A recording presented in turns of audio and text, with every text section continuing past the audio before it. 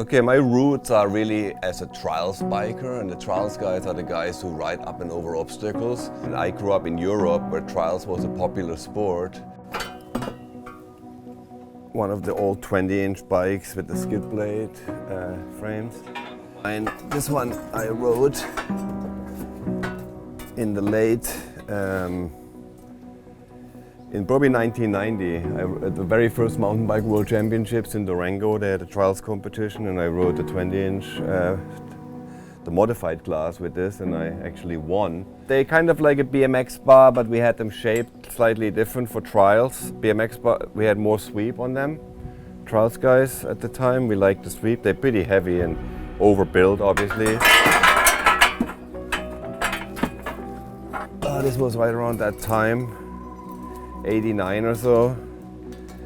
One of those, in those days, Gary Turner himself, Mr. GT, would weld the frames for me and custom build these. This was the blue bike I rode in Jamaica when I rode the waterfalls. In my second video, it was called Level Vibes. We went to Jamaica and rode the famous Dun River waterfalls, and I think that was a game changer. Not only was it one of the first videos out there that had kind of action and loud music and stuff, but it also had me riding in these situations that people had never seen a bike in before, like riding up a waterfall. I was actually known for never breaking these bikes, if you believe it or not. And people would often not believe me that I never broken one. And this one here is obviously broken or damaged, but not from me riding it. I literally backed my car over it accidentally, and so that's how this bike got retired.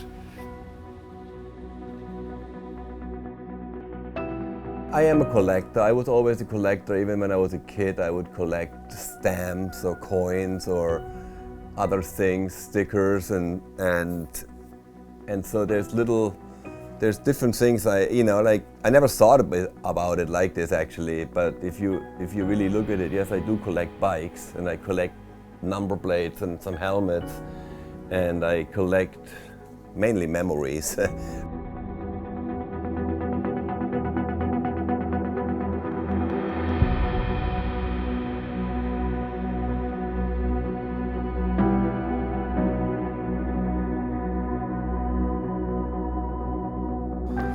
Well, I was lucky right from the get-go. When I came to America, I was introduced to GT in '87 and we started working together. And if you believe it or not, 34 years later, I'm still working with the company. I'm still sponsored with them, and I had never had another bike sponsor since I came to America.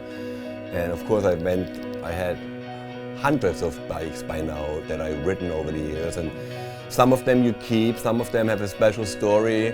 Some will say I'm a bit of a hoarder, which I am, because there's a lot of stuff in these shelves, but it all has a time and a place when to bust it out again. I'm in a unique position where I can preserve a piece of mountain biking history. And if I would be like everybody else that cleans their garage out every 3 or 4 years and gets rid of stuff, then a lot of this history might get lost. And so it's maybe not, I'm kind of preserving it without knowing for what.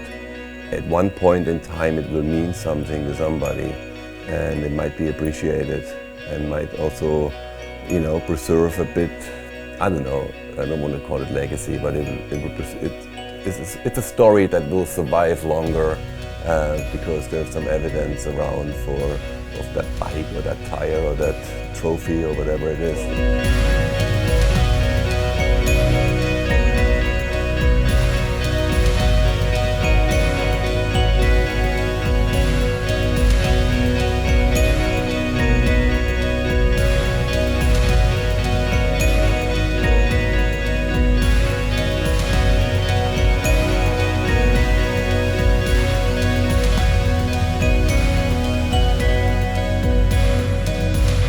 I'm Hans Rey. I'm a professional mountain biker. I'm an adventurer and a pioneer of freeride and extreme biking, and a trials champion.